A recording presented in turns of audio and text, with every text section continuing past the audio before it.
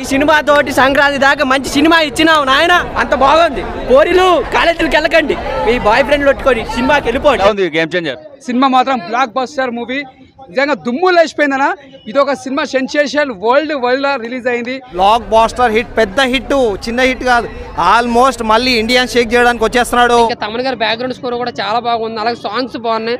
First half లో 2 songs కూడా చాలా బాగా అనిపించింది. సెకండ్ హాఫ్ లో వచ్చిన సాంగ్ క్లైమాక్స్ లో ఒక సీన్ అనేది ఉంటుంది, యాక్షన్ పార్ట్ అది ఫైట్ అనమాట, అది చాలా బాగా అనిపించింది. ఇంకా సినిమా మాత్రం ఇచ్చి పడేసిండు.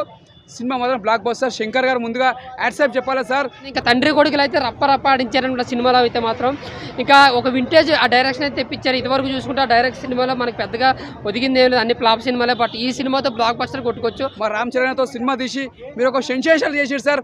ఒకే ఒక్కడు, ఒక జెంటిల్మెన్, ఒక అపరిచితుడు తర్వాత అంటే మళ్ళీ ఒక రామ్ చరణ్ గారి సినిమా.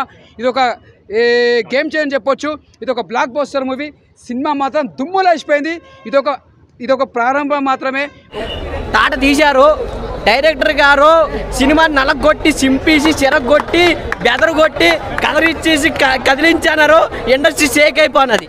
ఆ ట్విస్టులు ఉంటాయన్న.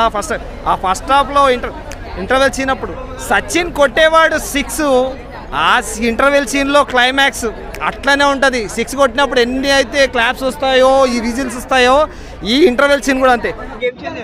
నా వరకు అయితే సినిమా అయితే బాగా అనిపించింది అని. ఒక క్లాసికల్ బ్లాక్ బస్టర్ మూవీ ఉన్న కంటెంట్ బాగుంది. అంటే ఒక పొలిటికల్ డ్రామాలో తండ్రి క్యారెక్టర్ చాలా పవర్ఫుల్గా ఉంటుంది. బట్ అలాగే ఒక స్టూడెంట్గా మనకి కొర్రి క్యారెక్టర్ కూడా అంతే బాగుంది అనమాట. ఇంకా తమన్ గారి బ్యాక్గ్రౌండ్ స్కోర్ కూడా చాలా బాగుంది, అలాగే సాంగ్స్ బాగున్నాయి. ఫస్ట్ హాఫ్లో 2 సాంగ్స్ కూడా చాలా బాగా